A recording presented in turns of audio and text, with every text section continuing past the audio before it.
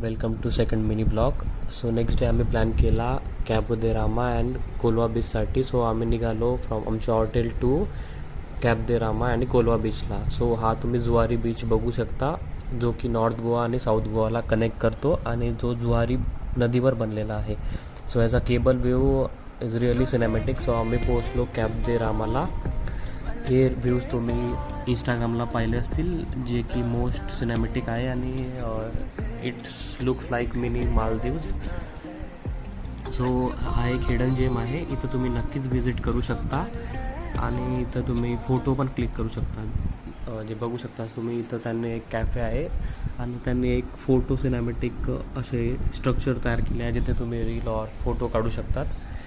हा स्पॉट मापसापासून एक 70 किलोमीटर आहे आणि पंजिमपासून एक 44 किलोमीटर येऊ शकतो. इथं तुम्ही बाय टॅक्सी और बाय बाईक और स्कूटी रेंटल करून येऊ शकता.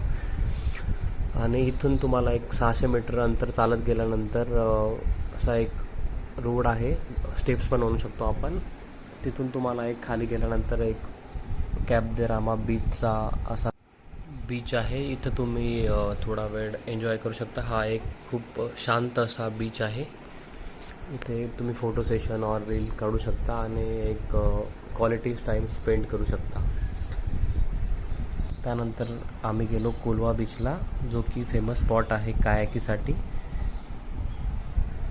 इथे तुम्हाला ऑफ सीझनला पर पर्सन 200 to 400 मिळू शकतं आणि पीक सीझनला अप टू पर पर्सन 800 और 600 जातं.